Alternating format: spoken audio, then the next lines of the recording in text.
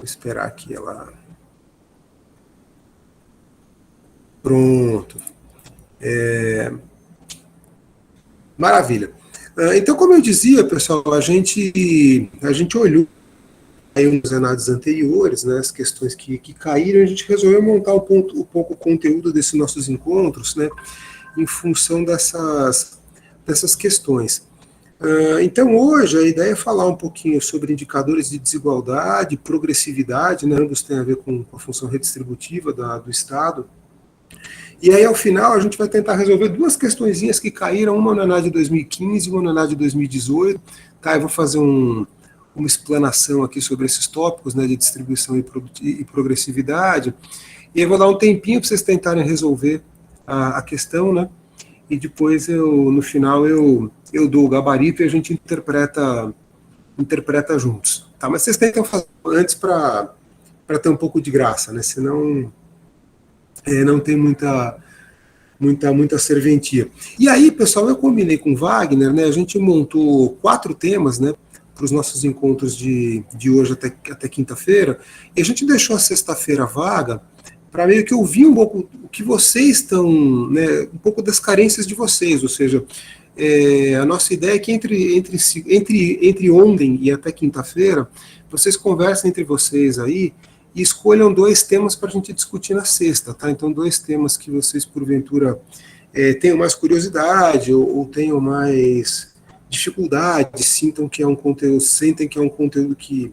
precisa de um reforço, enfim. Tá? E aí, na sexta-feira, a gente customizaria esse nosso encontro, aí Wagner começa, eu vou estar em aula, depois eu me junto a vocês, e aí a gente discute temas escolhidos por vocês. Tá? Hoje eu vou falar basicamente sobre indicadores de desigualdade e progressividade tributária, tá? Como eu tinha mencionado aqui, deixa só eu pegar o PowerPoint.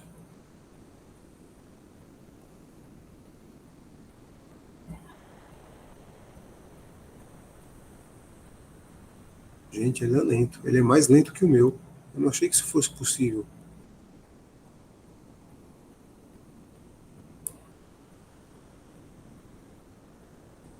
Deixa eu ver se ele aparece para mim aqui agora.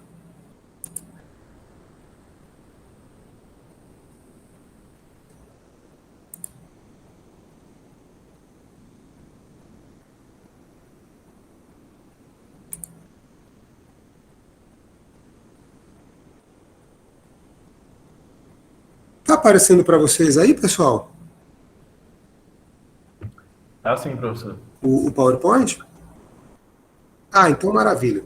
Tá, então, como eu dizia, né, hoje a gente vai falar um pouco sobre indicadores de desigualdade e progressividade tributária, né? A gente percebeu que em muitos ENAD sempre cai alguma coisa sobre índice de Gini, algum indicador de desigualdade, então a gente resolveu resgatar um pouquinho, né, esses indicadores, e também sempre cai alguma questão sobre progressividade.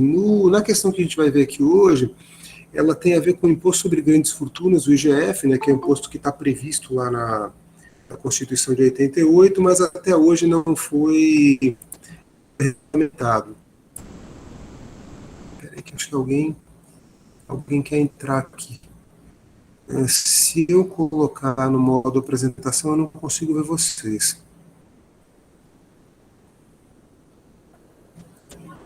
Deixa eu ver aqui.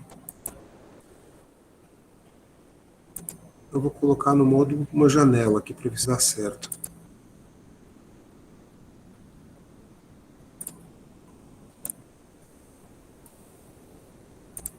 Pronto, vamos ver como fica.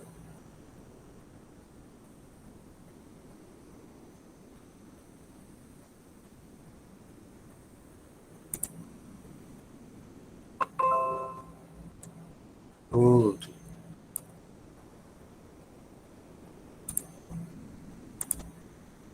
Pronto, finalmente agora acho que vai. Então, assim, só para lembrar, gente, esses dados sobre desigualdade, eles são obtidos através de dados de renda, né?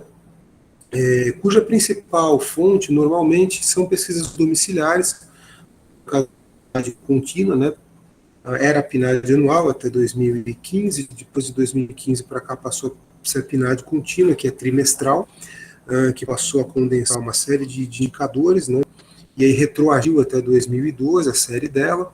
Então imagina assim, essas pesquisas domiciliares elas vão nas casas das pessoas, né? Como fazem nos censos, e nessas ocasiões pergunta uma série de coisas para as pessoas, inclusive no que diz respeito à renda delas, né? Então cada pessoa ela responde com relação à renda.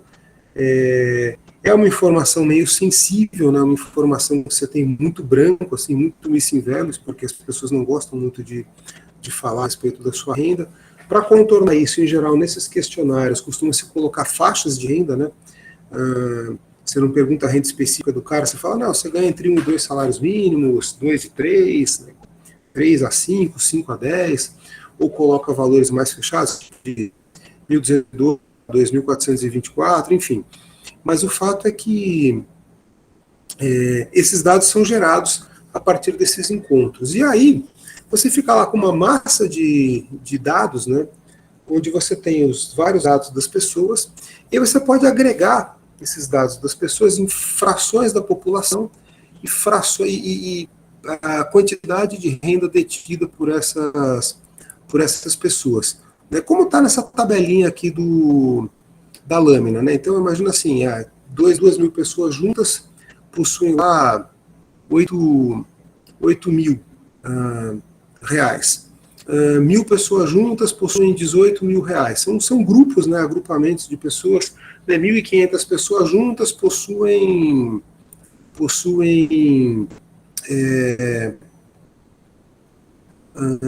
peraí que apareceu uma coisa aí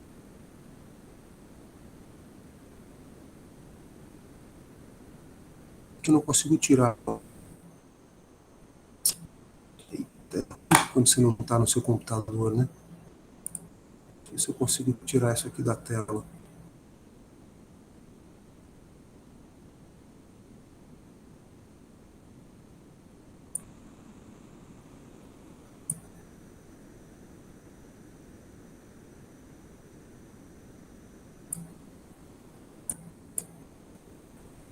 Isso talvez tenha com o fato de a gente não estar usando o Windows original, mas enfim, fica entre nós, né, embora gravado. Então, continuando, eu não tirei da tela, mas paciência, vamos assim mesmo, né? A gente. Então tem esses grupos, né? Por exemplo, 3 mil pessoas juntas em 14 mil, né? Então você tem esses dados aqui, esses dados aqui são gerados, né? E o que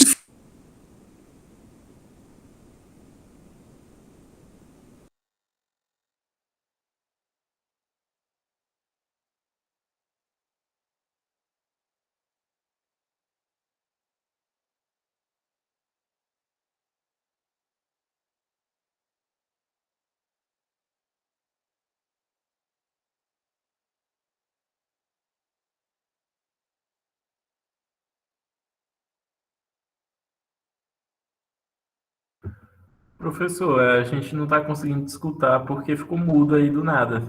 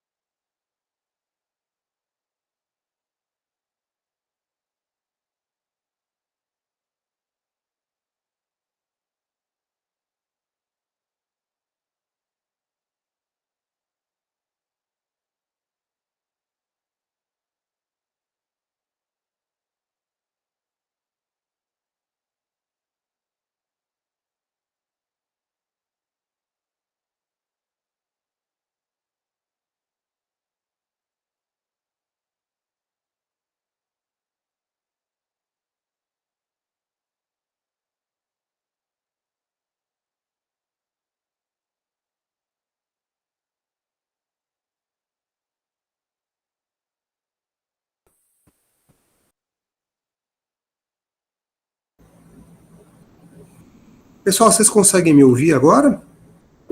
Pronto, professor, agora sim.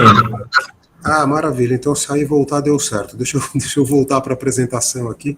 Eu não sei o que aconteceu. Do nada, ele deixou de funcionar.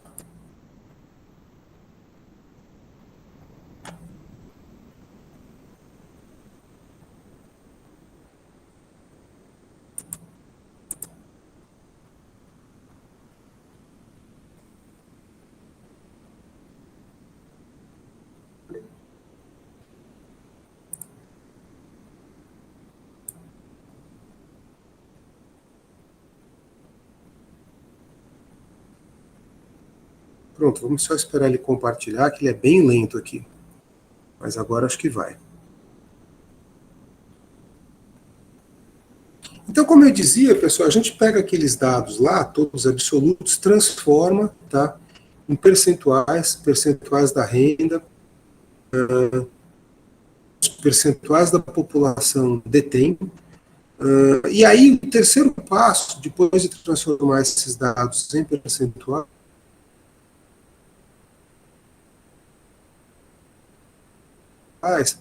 é fazer com que você ordene a ordem crescente de renda. Tá? Então você vai, como está aqui na tabela, né, por exemplo, quem tem a menor fração da renda, esse grupo aqui de 20% da população.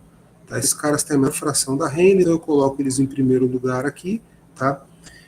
Depois eu tenho um grupo de 45% da população que juntos detém 18% da renda. Né? Eu tenho 25% da população que juntos detém 10% da renda. Né? Depois eu tenho 30% da população que detém 14% da renda, ou seja, coloco aqui em ordem crescente de renda. Né? E aí o terceiro passo é acumular os dados. Então aqui eu vou acumulando esses agrupamentos de população e renda que eu tenho. Tá? Então 20% da população tem 8% da renda, 45% das pessoas, né, que são os 20 mais os 25% da população aqui juntos, vão ter 18% da renda. Depois eu junto esses três grupos conjuntamente representam 75% da população, e eles todos têm 32% da renda, tá?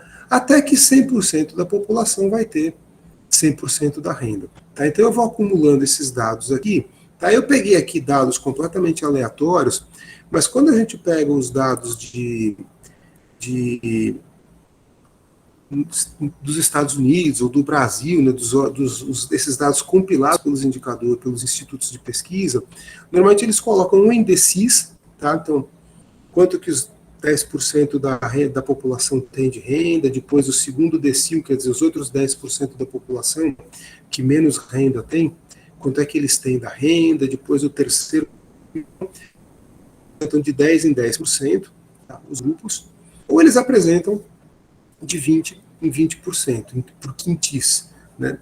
E é claro que quanto maior o número de grupos você tiver, e com os microdados você pode botar até em percentis, ou seja, quanto cada 1% da população tem da renda do país, né?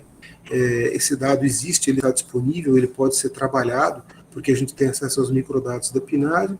Você consegue, então, né, com grupos, número cada vez maior de grupos, né, você consegue ter dados muito mais precisos, seja para traçar elementos gráficos, né, como a curva de Lorenz, que a gente vai ver na próxima lâmina, ou seja para calcular indicadores de desigualdade. Tá? Esses indicadores, pessoal, os principais, né, são razões, tá? Então, uma muito famosa que a gente tem, a razão 10 mais 40 menos, que compara o percentual da renda que os 10% mais ricos da população têm, comparado com os 40% mais pobres, né? E aqui eu não gosto muito de falar em riqueza e pobreza, né? Vale a pena a gente lembrar de algo que a gente viu lá atrás na disciplina, que riqueza é uma coisa, renda é outra, né? Riqueza tem a ver com estoque, renda tem a ver com fluxo, e a gente está eminentemente falando de fluxos aqui. Tá? Mas então uma razão muito comum para a fração da renda que o decil de maior renda tem, com a fração da renda que os 4 decis de maior renda têm. E aí, qual que é a referência? Se a renda fosse igualmente distribuída, né, cada decil teria exatamente 10% da renda. Tá?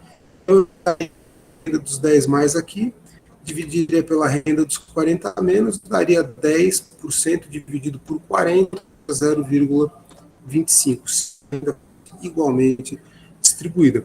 O que é uma utopia, tá? Não existe em lugar nenhum do mundo, mas, enfim, serve como parâmetro para avaliação.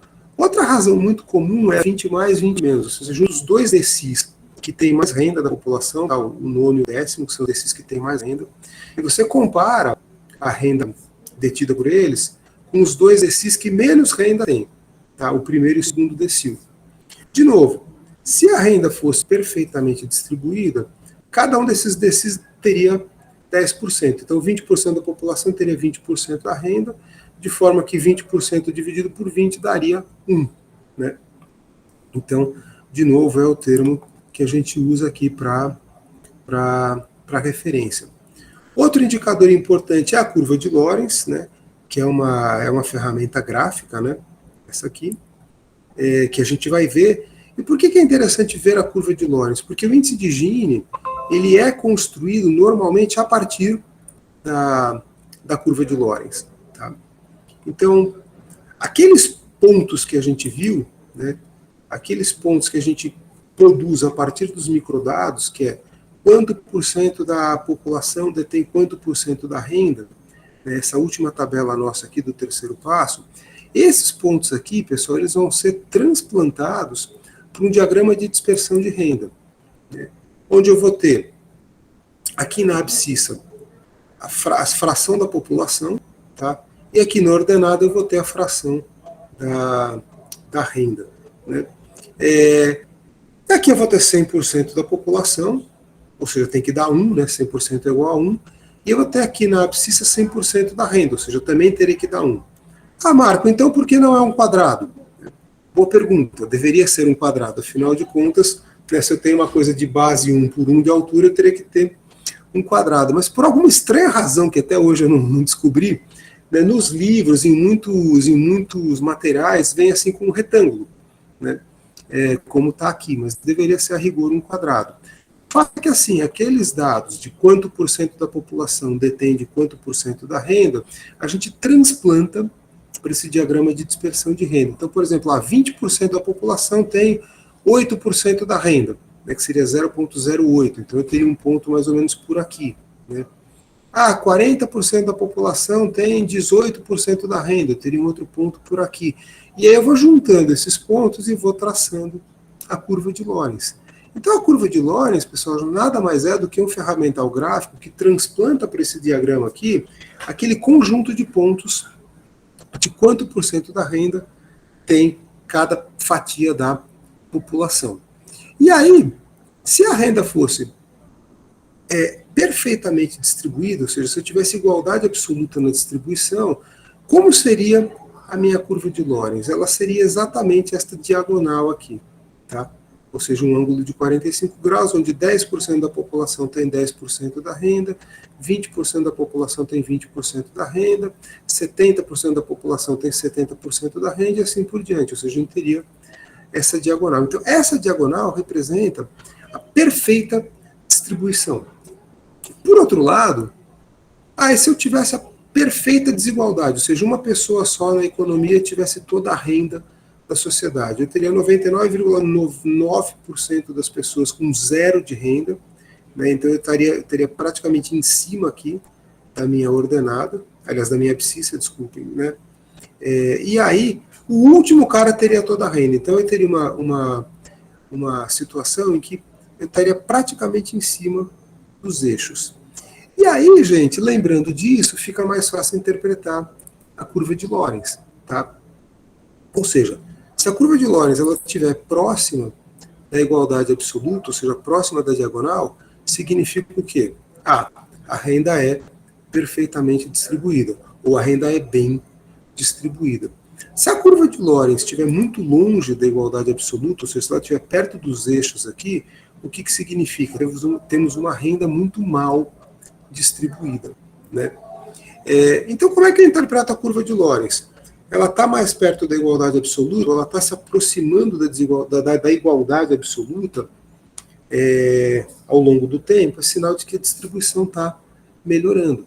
Tá? Por outro lado, se ela estiver se afastando da diagonal, caminhando em direção aos eixos aqui, significa o quê? A desigualdade está piorando. Tá? Então, a curva de Lorenz é um instrumento gráfico interessante, porque pode servir para a gente comparar uma gama de países, né, grande, ou uma gama de pontos do tempo grande em um mesmo país, e a gente perceber se a distribuição está melhorando ou está piorando nesse último caso, ou no primeiro caso, né, qual ou quais países têm melhor distribuição do que outros países. Tá? Mas por que a curva de Lorenz é importante? Além dela ser um ferramental gráfico que te permite comparar uma multiplicidade de situações, né, e ter uma interpretação visual disso rápida, né, na verdade ela é a base para a construção do índice de Gini. Tá? O que é o índice de Gini? O índice de Gini nada mais é do que a área entre a curva de Lorenz e a igualdade absoluta, tá? E aí a área entre a curva de Lorenz e a igualdade absoluta, que é esse alfa aqui, nada mais é do que a chamada área de desigualdade. Então esse alfa aqui, ele mede a área de desigualdade. Tá? Como é que eu chego nisso? Tá? Eu tenho que pegar a área deste triângulo aqui, né? Qual é a área desse triângulo? Ele é base 1, né? Lembra que tem 100% na base, e ele é altura 1. Tá? Lembra que apesar de estar representado como um retângulo aqui, isso aqui na verdade deveria ser um quadrado. Então ele tem base 1, altura 1. Tá? A área do triângulo, para quem lembra das aulinhas de geometria. Tá? Base vezes altura dividido por 2. Então a minha área é base 1 vezes 1, igual a 1 dividido por 2, meio. Ou seja, esse triângulo todo aqui, a área dele é meio. Tá? Qual é a área de desigualdade? É meio menos a área que está sob a curva de Lorenz, que é essa área mais escura aqui, que é o nosso beta.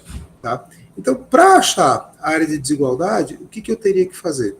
Eu teria que pegar a área do triângulo, que é meio, tá? Integrar toda a área que está sob a curva de Lorenz, para achar exatamente a área dessa parte aqui, beta, né? E aí seria meio menos beta. Tá? Ou seja, a alfa seria igual a meio menos beta. Ah, Marco, e o que é o índice de Gini? O índice de Gini nada mais é do que a área de desigualdade em relação à área do triângulo. Tá? Então, o que seria o índice de Gini? Aí eu peguei um material aqui, gente, que eu não sei se eu já tinha encontrado quando eu dei aula para vocês, eu encontrei depois. É um material produzido pelo IPES, que é o Instituto de Planejamento lá do estado do Ceará, que eu achei bem didático. Né? E eu coloquei, inclusive, nas referências, tá? A última lâmina é uma lâmina das referências, né, que eu estou usando nesse bate-papo nosso, e dá para vocês baixarem da internet e tal. Né? Na verdade, o que é o índice de Gini? É o alfa em relação à área do triângulo, que a gente sabe que é meio. Né? Ou seja, o índice de Gini nada mais é do que 2 alfa. Então, quando eu o que eu preciso fazer para calcular o índice de Gini? Eu preciso pegar a área desse triângulo, que é igual a meio, integrar a área que está sob a curva de Lorenz, tá? Aí eu faço meio menos beta, eu tenho alfa. Multiplico o alfa por 2, eu tenho o índice de Gini. Então, assim que eu calculo o índice de Gini. E aí, mais, ou tão ou mais importante do que o cálculo, não mais, mas tão importante quanto o cálculo, é como é que a gente interpreta isso. Tá?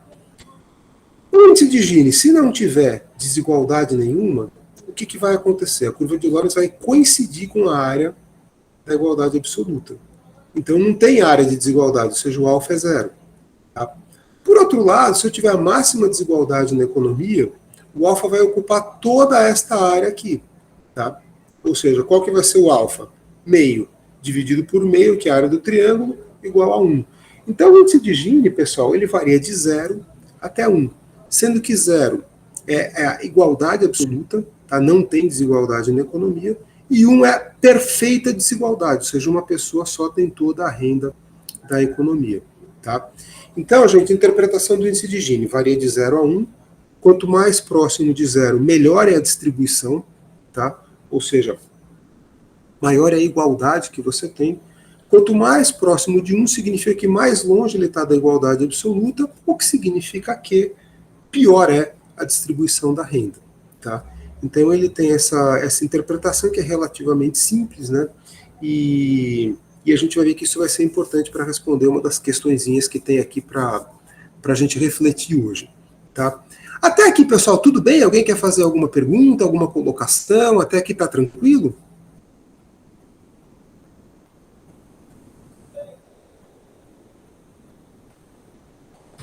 Tá tudo bem? Podemos seguir?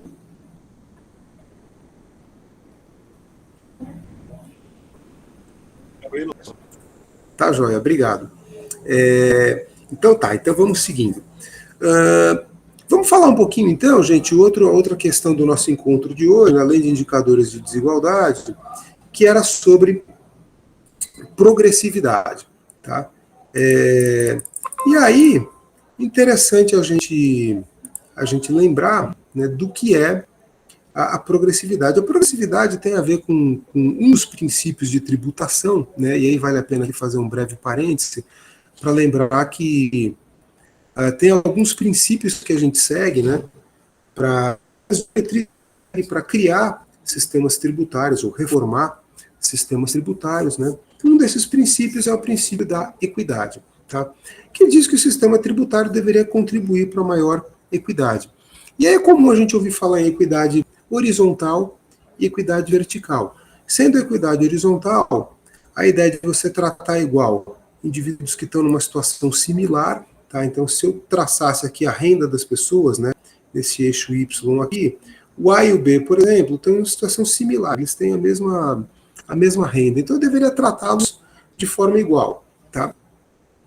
Enquanto que o critério da capacidade, enquanto que a equidade vertical, né, ela diz respeito a tratar de forma diferente pessoas que estão em situação díspara aqui. Então, por exemplo, o A, o C e o D não podem ser tratados da mesma maneira porque eles estão numa posição diferente em termos de renda. Tá? Para atingir a equidade horizontal, a gente costuma usar o chamado critério do benefício, tá? Que é estabelecer uma cobrança de imposto proporcional ao benefício que cada um recebe do uso dos bens e serviços públicos, que é fácil de falar, mas difícil de fazer, né, porque muitas vezes o cara não quer revelar o benefício, porque ele acha que pode ser cobrado por aquilo, né, por vezes porque é difícil mesmo você mensurar o benefício, né, 2 pessoas pegaram uma estrada federal. Qual foi o benefício? Depende, a pessoa estava indo a trabalho ou estava indo a passeio. A pessoa pega aquela estrada toda hora, não aguenta mais, ou a pessoa está pegando aquela estrada poucas vezes, então está lá curtindo, né? A pessoa gosta de dirigir, ou aquilo está sendo um suplício para ela. E claro que isso varia de pessoa para pessoa, então é muito difícil, pessoal, a gente quantificar. Tá? Então é fácil falar, mas é difícil fazer. Mas teoricamente seria você estabelecer um ônus tributário para cada agente proporcional ao benefício auferido. Isso é resolvido, como é difícil de medir, muitas vezes o que você faz? Você cria uma taxa, quem usou determinado serviço pagou a taxa, quem não usou não pagou. Aí quem usa mais paga a taxa mais vezes, então é uma ideia, né, de você tentar fazer que quem use mais, teoricamente está tendo um benefício maior, pague mais pelo uso daquele bem. Mas a progressividade, ela tem mesmo a ver, pessoal, com a questão da equidade vertical, tá? E aí, para a gente obter a equidade vertical, o que a gente costuma, quer dizer, né, o que os livros costumam sugerir? O chamado critério da capacidade de contribuição.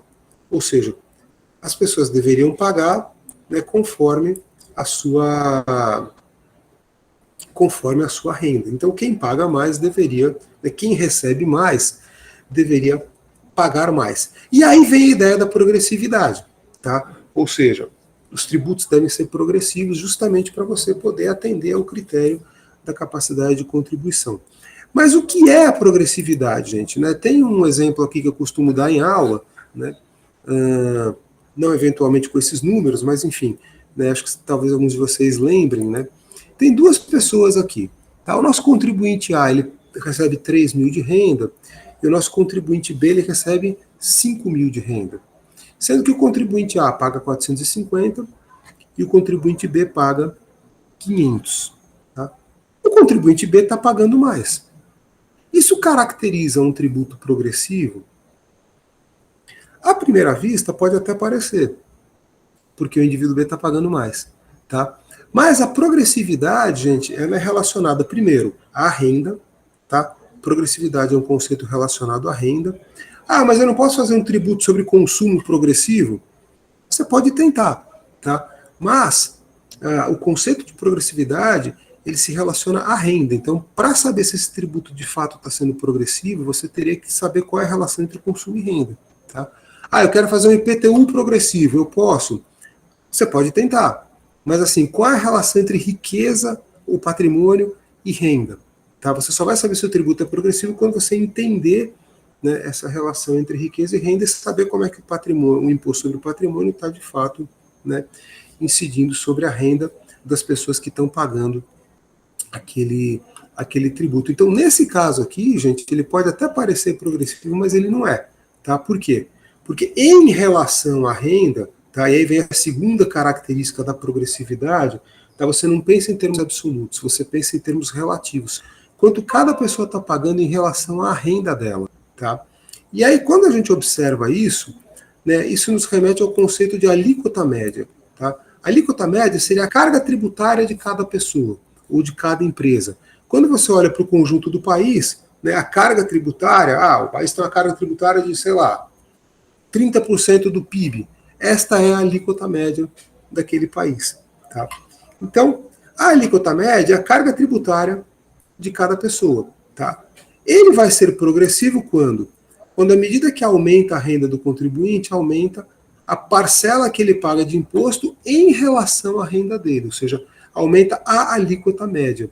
E quando a gente olha para essa tabelinha aqui, o contribuinte A que pagou 450, ele pagou 450, mas em relação à renda dele, isso equivale a 15%. Né? Já o contribuinte B pagou mais em termos absolutos, pagou 500, mas em relação à renda dele, ele pagou menos, ele pagou 10%. Então, na verdade, pessoal, esse tributo aqui desse quadrinho, ele parece progressivo, mas ele é regressivo. Ou seja, à medida que aumenta a renda, diminui a alíquota média, ou seja, as pessoas de renda maior estão pagando percentualmente menos de imposto em relação à sua renda. Tá? Então é importante lembrar, gente, o conceito de progressividade. Tá? Ele se refere à equidade vertical, ao critério da capacidade de contribuição dos agentes, tá? E como é que eu caracterizo a progressividade? Sempre em relação à renda e sempre em termos relativos. Tá? Eu tenho que olhar quantas pessoas estão pagando em relação à sua renda, tá? E não somente em termos absolutos. Se à medida que a renda aumenta, as pessoas estão pagando percentualmente mais, significa que a alíquota média está crescendo, e aí eu posso sim caracterizar isso como um tributo progressivo. Um exemplo de tributo progressivo no nosso país é o imposto de renda. Acho que a visualização está ruim para vocês aí, mas a tabelinha do imposto de renda é a mesma, acho que desde 2015, tá? Já tem uns 7 anos que ela está congelada aí, né? Então a tabela do imposto de renda é essa aqui, tá? A gente tem 5 alíquotas. Até R$ 1.909,13 a pessoa não paga nada, ela está isenta, a alíquota é zero. Tá? Aliás, R$ 1.903,98. Tá? A alíquota é zero. De R$ 1.903,99 até R$ 2.826,65, a alíquota é 7,5. Tá? Depois você tem a alíquota de 15, a alíquota de 22,5 e a alíquota de 27,5, que é a maior alíquota que a gente tem para quem ganha mais de R$ 4.664,68. Tá? Para calcular o imposto que a pessoa vai pagar, você aplica a alíquota sobre o salário do cara, ou a renda dele, caso não seja um assalariado, e você abate essa dedução aqui. Tá? Então, o imposto de renda é um exemplo de tributo progressivo. Tá? Mas, se o tributo não é progressivo, ele pode ser o quê? Ele pode ser proporcional, tá? É a mesma, quando todo mundo paga a mesma alíquota, independentemente da renda. Tá? Então, um exemplo de tributo proporcional era a CPMF, porque todo mundo pagava 0,38% da sua movimentação financeira, né? E aí, bom, tem que ver a relação entre movimentação financeira e renda, para saber se ele é progressivo, proporcional ou regressivo.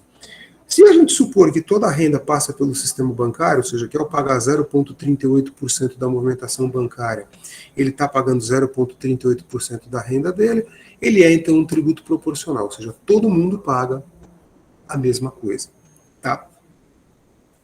Por outro lado, quando as pessoas de maior renda pagam uma alíquota menor, o tributo é regressivo. Tá? Exemplo, ICMS. Ah, Marco, mas o ICMS ele não é proporcional, ou seja, as pessoas não pagam todas 17% de ICMS? A resposta é sim, elas pagam ICMS. Só que sobre a parcela consumida da renda delas. Mas qual a relação entre consumo e renda? Lembra que eu falei, pessoal, progressividade é um conceito relativo à renda. Tá? E aí a gente tem que lembrar o seguinte, as pessoas de renda maior conseguem poupar uma parte da sua renda.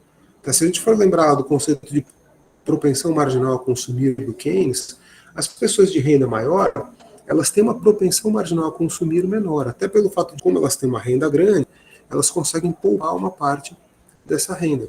Você pega um pessoal de renda muito baixa, justamente pelo fato da renda ser baixa, o cara consome a renda toda. A propensão marginal a consumir das pessoas de menor renda é 1. Não tem capacidade de poupança. Então, o que acontece? Tá? As pessoas de menor renda, ao pagarem 17% de ICMS sobre o seu consumo, estão pagando 17% de ICMS sobre a sua renda toda. Né? As pessoas de maior renda, suponha que eu pegue uma pessoa que tem uma propensão marginal a consumir de 0,8, ou seja, ela consegue poupar 20% da renda dela. Tá? Ela vai pagar 17% de ICMS em cima de 80% da renda dela, não em cima da sua renda total. Então, 80%, ou seja, 0,8 vezes 17, dá 13,6. Então, um cara que consegue poupar 80% da renda, aliás, consegue poupar 20% da renda dele, ele está, na verdade, pagando 13,6 de ICMS sobre a sua renda. Então, tributos sobre consumo, gente, parecem proporcionais, mas acabam sendo regressivos, por causa da relação entre renda e consumo. Tá? Lembre que o conceito de progressividade é sempre em relação à renda. Tá? Tudo bem, pessoal? Até aqui tranquilo? Questões, perguntas? Tá beleza? Tá ótimo. Bom, valeu, obrigado, pessoal. Bom, então com este conteúdo dá para a gente tentar responder as duas questõezinhas que a gente tem aqui. Tá? Que questões são essas? A gente vai tentar fazer a questão 32, que caiu no ENAD de 2015. O tema dela é índice de Gini. Tá? E nós vamos tentar fazer a questão 35, que caiu no ENAD de 2018, que relaciona o imposto sobre grandes fortunas e progressividade. Tá?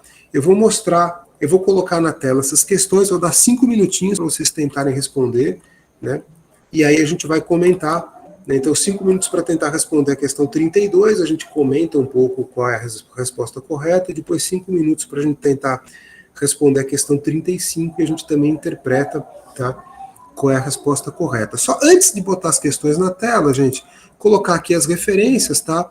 O material que eu falei para vocês do governo do Ceará, do IPES, né? Entendendo o índice de Gini, uma apostilinha, não tem data, mas é uma apostilinha pequena lá, ela é bem didática, né?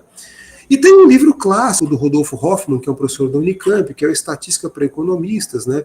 Ele tem um capítulo lá que é específico sobre indicadores de desigualdade. Então, se alguém tiver curiosidade, eventualmente se algum de vocês estiver fazendo monografia, tá, e está discutindo desigualdade e tal, e quer ver sobre indicadores, né, pode olhar o capítulo 17 desse livro do Rodolfo Hoffmann.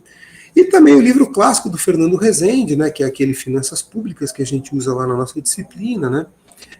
O capítulo 8 trata de princípios de tributação. Aqui, por uma questão de tempo, eu falei só do princípio da equidade, né? Até para responder a questão 35, a gente vai falar do princípio da neutralidade rapidamente, quando estiver comentando a questão, mas quem quiser ver mais princípios, né, tem lá o capítulo 8 do Fernando Rezende, que pode ajudar vocês a resgatar essas coisas. Tá? Deixa eu tirar, então, aqui o PowerPoint e deixa eu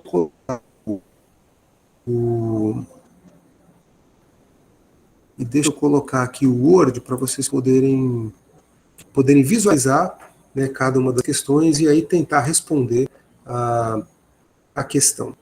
Deixa eu só ver como é que eu faço aqui para... vocês conseguirem visualizar ela toda, porque se eu for botar para visualizar ela toda, talvez vocês não consigam por causa da escala. Vou tentar colocar para vocês aqui, pessoal. Eu vou tentar botar a tela inteira para ver se melhora, tá?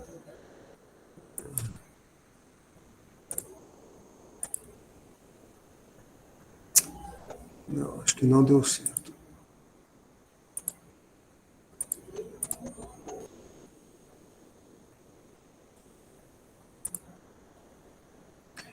Não está aparecendo para vocês, né, pessoal? Não deu certo, não. Peraí. Deixa eu cancelar e colocar de novo.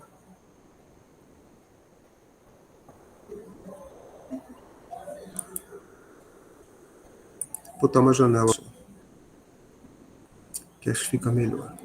Pronto.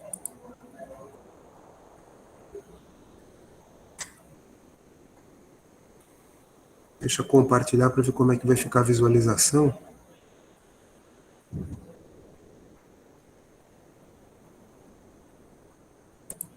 Mas talvez seja melhor eu ler a questão para vocês, viu, pessoal?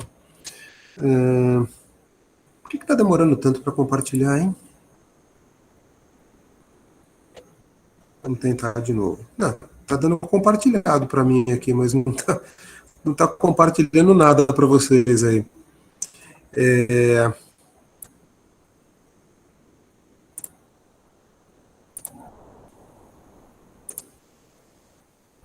Deixa eu começar a fechar algumas coisas aqui para ver se ele fica um pouco mais rapidinho. Agora foi, professor.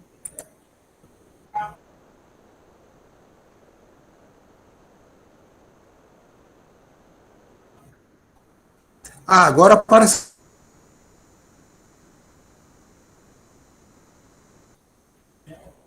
Tá, muitos minutos depois, parece que está indo.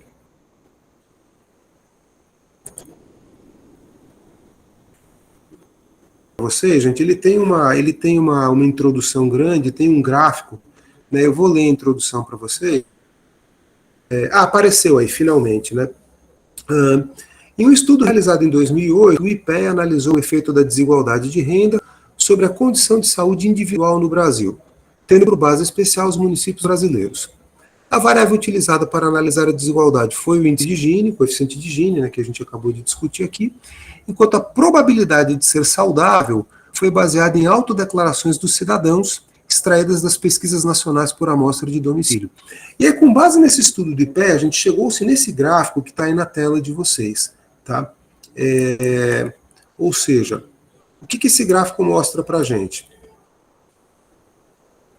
Está aqui a relação entre o índice de Gini, está aqui na abscissa, tá? E na ordenada está a probabilidade do cara ser saudável. Tá? E a gente percebe, então, que um aumento do índice de Gini reduz a probabilidade do cara ser saudável, né? Olhando para o gráfico. E aí vem, né, a questão propriamente dita. Tá? Com base nas informações acima, avalie as asserções a seguir e a relação proposta entre elas. Tá? Proposição 1. Existe uma relação negativa entre desigualdade de renda e a proxy para a saúde, de modo que políticas públicas que visem reduzir a desigualdade de renda tendem a gerar efeitos positivos sobre a saúde da população. Por quê? Aí vem a segunda proposição. Quanto maior o coeficiente de Gini, isto é, quanto mais perto da perfeita igualdade, igual a 1, menor a probabilidade das pessoas se autodeclararem saudáveis. Tá? E aí vocês têm, a respeito dessas asserções, assinale a opção correta. Tá? As asserções 1 e 2 são proposições verdadeiras, e a 2 é uma justificativa correta de 1. Tá? As asserções 1 e 2 são proposições verdadeiras, mas a 2 não é uma justificativa correta da 1. Tá? A asserção 1 é uma proposição verdadeira e a 2 é uma proposição falsa. A asserção 1 é uma proposição falsa e a 2 é uma proposição verdadeira. E as asserções 1 e 2 são proposições falsas. Tá? 5 minutinhos para vocês responderem, pessoal.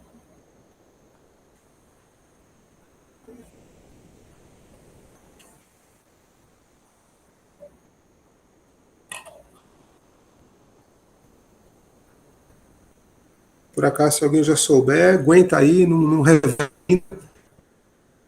Vamos ver se a gente chega em um isso. Como é que vocês responderiam a essa questão?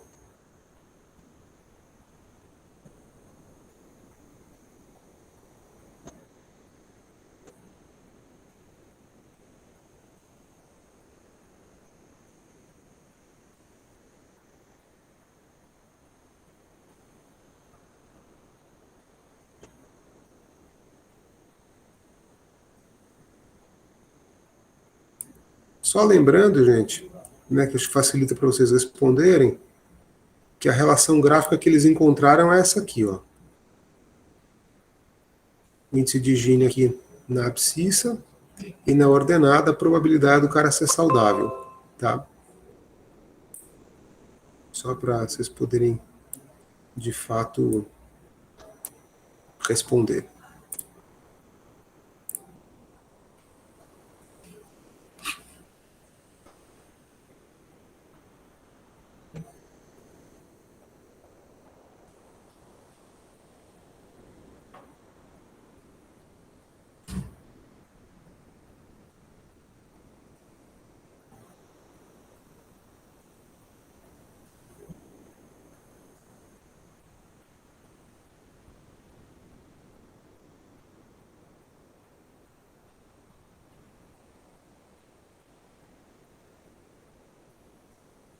Quem respondeu, se quiser colocar a resposta que achou no chat, pode ser um elemento aí para a gente debater.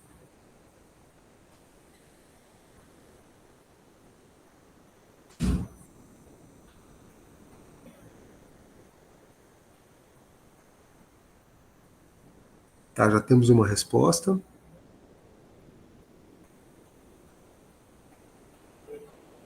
Tá, temos outra resposta.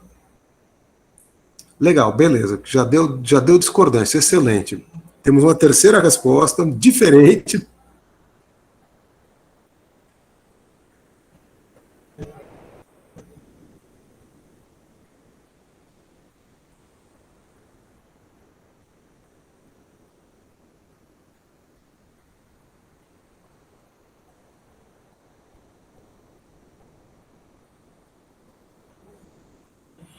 Olha só, gente, vamos lá. Pelo que vocês viram no gráfico, né, existe relação negativa da desigualdade de renda e a proxy para a saúde? Se isso é verdade, de modo que políticas públicas que visem reduzir a desigualdade de renda tendem a gerar efeitos positivos sobre a saúde da população. Se a gente observar o gráfico, pessoal, né, o que a gente percebe? Ó, o índice de Gini está aumentando, ou seja, piora a desigualdade. Né? Lembra que quanto mais próximo de 1, pior é o índice de Gini. O que acontece com a probabilidade do cara ser saudável? Diminui.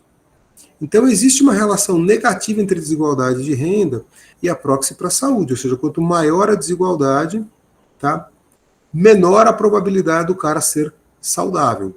Tá?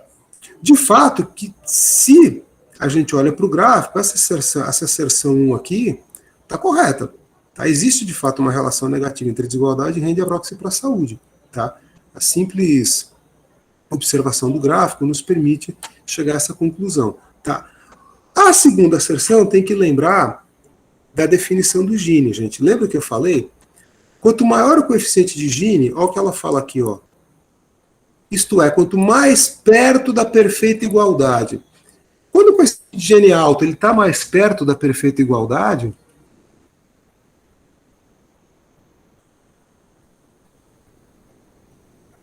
É o contrário, pessoal.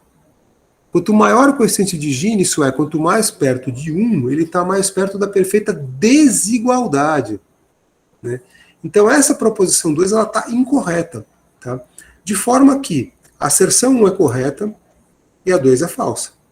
Tá? Moral da história, se a nossa interpretação está correta, a resposta correta deve ser C. Vamos ver se eu não vou passar vergonha aqui agora. Não, é C. Tá vendo? Ou seja, a 1 está correta, é o que a gente observa aqui no gráfico, tá? E a 2 está incorreta, por quê? Porque ele faz uma salada aqui. Quanto maior o coeficiente de Gini, mais perto da perfeita desigualdade ele está, e não mais perto da perfeita igualdade. Agora, repara, pessoal, né? Que é aquela história, né? Ah, estou fazendo prova, já estou cansado, e é um detalhezinho, né? É um detalhezinho que pode te induzir a errar a questão, porque você passa a batida que você vai achar que a 2 está correta, né? Tanto que muitos de vocês responderam B, né? Mas não, é um detalhezinho, só que ela está incorreta, tá? Tudo bem, pessoal, com a resposta? Tem alguém inconformado que acha que não é C, que quer argumentar?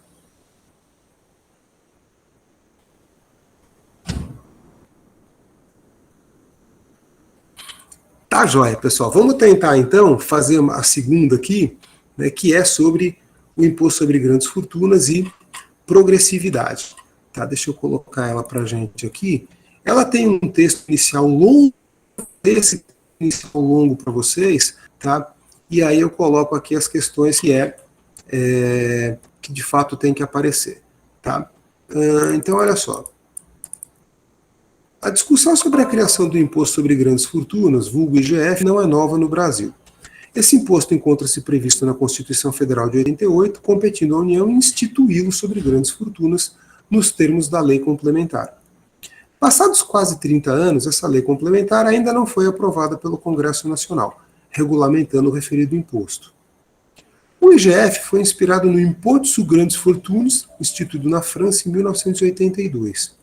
De lá para cá, o imposto francês sofreu várias alterações, inclusive teve alguns anos de intervalo em que foi suprimido. Então, alguns anos ele não foi aplicado lá. Recentemente, o imposto passou a incidir exclusivamente sobre ativos imobiliários. Além da França, alguns países adotam ou já adotaram tributo com características semelhantes ao imposto sobre grandes fortunas, como, por exemplo, Espanha, Holanda, Argentina e Uruguai. A estrutura, os elementos do tributo, entretanto, variam conforme o país. No Brasil, a ideia é que o tributo incida sobre o patrimônio da pessoa física que ultrapasse determinado valor estabelecido em lei. Então, teoricamente, o Congresso definiria lá um valor, 30 milhões de reais. Se o cara tem um patrimônio maior do que 30 milhões de reais, ele pagaria o imposto sobre grandes fortunas. Tá? Mas então, considerando-se essas informações, né, esse textinho que acabei de ler para vocês, e a política tributária do Brasil, assinale a opção correta. Aí vem. Item A.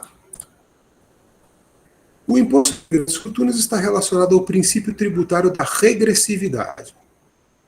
Item B. O IGF, por sua natureza, atende ao princípio tributário da equidade. Item C. Os impostos indiretos no Brasil atendem ao princípio tributário da equidade. Tá? Item D. A cobrança de impostos indiretos sobre a posse de ativos imobiliários, conforme o patrimônio da pessoa física, é uma possibilidade legal no Brasil. Tá? Lembrando, gente, imposto indireto, imposto sobre consumo é imposto indireto. Tá? É um tipo de imposto sobre a circulação, imposto sobre o consumo, imposto sobre a produção em geral são impostos indiretos. Só para lembrar do conceito de imposto indireto, né, que para ajudar vocês a resolver essa questão. E aí, o imposto de renda de pessoa física com alíquota progressiva no Brasil, aquela tabelinha que a gente viu, né, tem como finalidade atender ao princípio tributário da neutralidade. Tá? Bom, essas são as 5 questões, pessoal. Tempinho aí, 3 minutinhos, como eu já estourei o horário, 3 minutinhos para vocês tentarem responder, e aí a gente debate.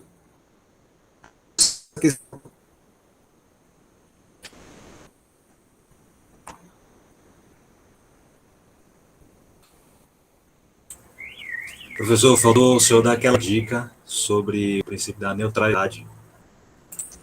Sim, então, o princípio da neutralidade, ele diz que o sistema tributário não deve afetar os preços relativos da economia. Então, assim, eu vou mexer no sistema tributário, não deveria afetar o vetor de preços relativos da economia. Isso é o que diz o princípio da neutralidade. Bem lembrado, Jorge.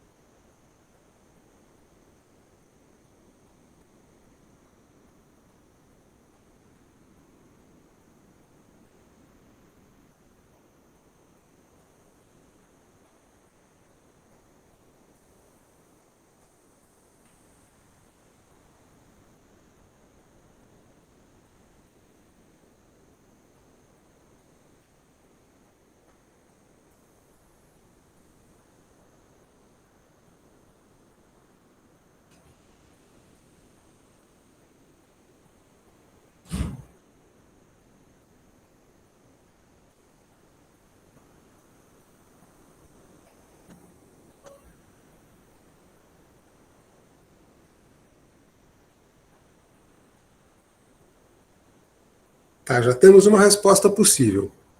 Quem mais quer colocar suas respostas no chat?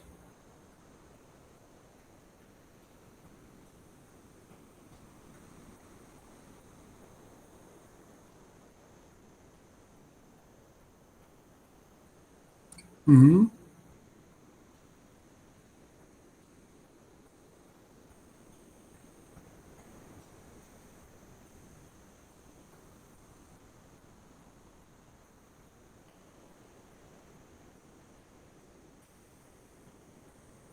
Tá, legal que temos de novo 3 respostas diferentes, né?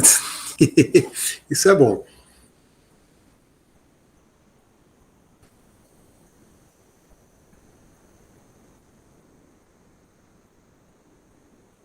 Isso, vamos lá.